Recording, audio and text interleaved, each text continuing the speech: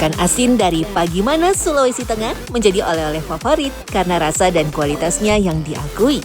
Rasanya yang gurih dihasilkan dari ikan laut lokal yang diawetkan dengan garam. Bukan sekedar lauk pendamping nasi hangat saja, bagi masyarakat pesisir, ikan asin menjadi bagian penting warisan budaya dan sumber penghasilan. Didiamin dulu 1 malam. Oh, habis digaramin, didiemin dulu semalam. Semalam. Biar apa itu? Biar garamnya meresap.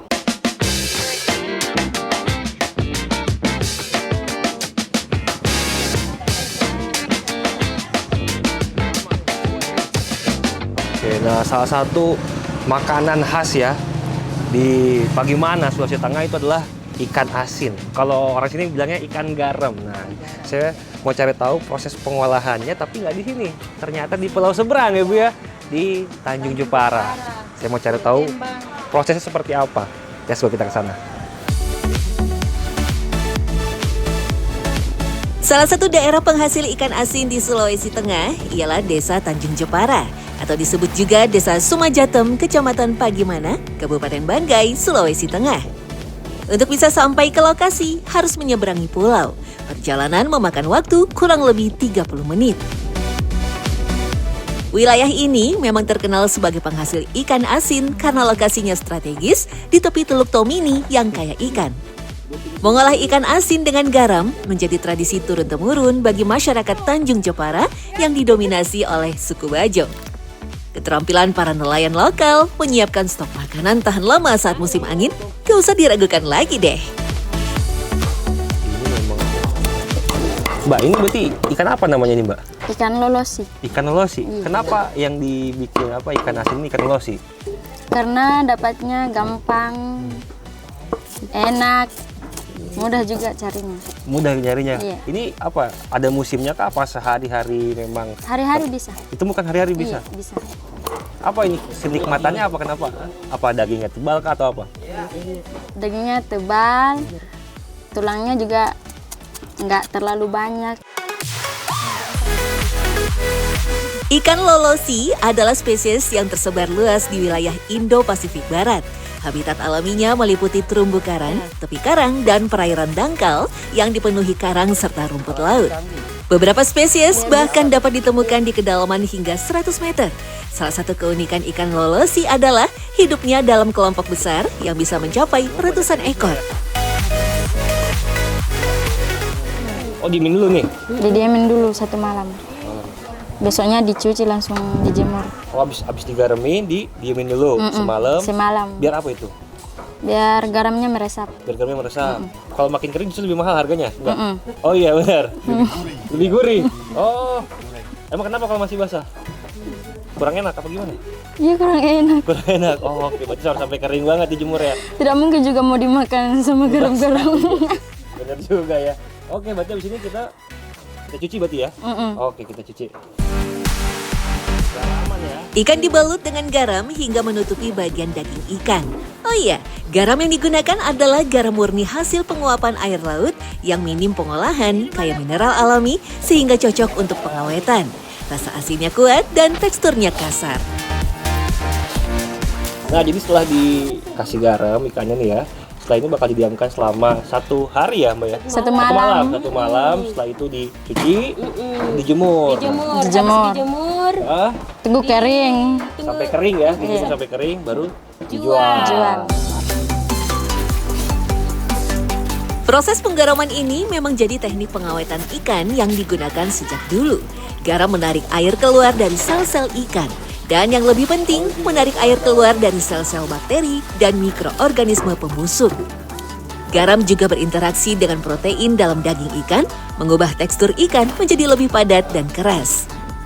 Mengolah ikan asin di Desa Tanjung Jepara memang jadi penghasilan utama bagi para warganya. Hampir 80% warganya berprofesi sebagai nelayan dan pengolah ikan asin. Sehari tuh berapa banyak sih Pak ikan yang diproduksi yang dikirim tuh kira-kira per rumah tuh berapa banyak sih Pak ikannya? Biasa dalam 1 hari itu ada yang 1 ton. 1 ton? Bisa dapat juga. Selain mudah didapat, kelebihan ikan lolosi adalah serat ototnya kuat sehingga tidak mudah hancur. Teksturnya juga renyah saat digoreng. Kenikmatan ikan asin khas Pagimana, Sulawesi Tengah juga didukung dari garam yang dihasilkan. Karena wilayah ini menerima sinar matahari melimpah sepanjang tahun sehingga mempercepat penguapan air laut yang membentuk banyak kristal garam. Keistimewaannya apa sih Pak ikan asin di sini Pak? Keistimewaannya di sini terutama kebersihannya, kemudian kualitasnya, Oh, kualitas ikannya. kualitas ikannya. Iya, Kenapa tuh kualitasnya? Apa karena masih ikan segar apa gimana? iya, kualitas di sini masih segar, segar sekali ikannya sehingga dikenal ikan garam sama Jatim itu.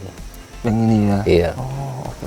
Segar tuh maksudnya langsung diproses, langsung diproduksi apa besoknya apa gimana Pak? Oh iya, ini langsung dari laut langsung diproses, tidak tunggu lagi besok, sehingga dia kualitasnya masih utuh. Masih utuh. Iya. Biasanya ikan asin dijual seharga 40 hingga 50 ribu rupiah per kilogramnya.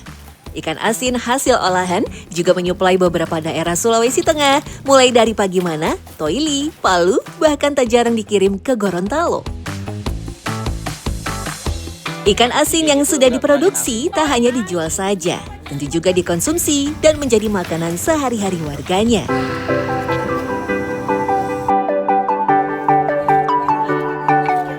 Biasanya ikan asin digoreng kering, lalu disajikan dengan sambal dabu-dabu. Nah, menariknya nih, bagi masyarakat di Desa Tanjung Jepara Pagimana, menikmati ikan asin dengan sambal tanpa nasi sebagai sumber karbohidratnya, tetapi disajikan dengan sinole. Yap, olahan sagu yang disangrai, kemudian dicampur dengan kelapa parut, garam, gula, dan perasan santan. Proses ini menghasilkan tekstur yang lebih kering dan gurih. Sinole memang lebih tersohor di wilayah Papua, namun berbeda dengan yang ada di Sulawesi Tengah, khususnya di Desa Tanjung Jepara Pagimana. Kalau di Papua, sagu diolah dengan gula merah dan lebih sering menikmati sebagai cemilan, teman ketika ngopi atau ngeteh. Tapi di Sulawesi Tengah justru menjadi makanan utama pendamping lauk.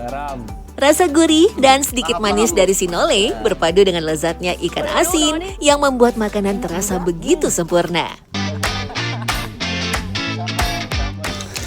Nah, ini salah satu cara menikmati ikan garam nih ya. Ini pakai sinole nih. Ini pengganti nasi juga nih. Sinole ini nih terbuat dari sagu sama kelapa. Ini juga alternatif untuk pemenuhan gizi ya, karena sinole ini kan karbo ya, karbohidrat ditambah juga ikannya protein. Mantap nih ya. Kita cobain nih. Bismillahirrahmanirrahim. Mantap. Ikan asin menyimpan kisah panjang tentang kearifan lokal Indonesia. Sejak ratusan tahun lalu, masyarakat pesisir memanfaatkan garam dan panas matahari sebagai cara sederhana namun jenius untuk mengawetkan hasil laut.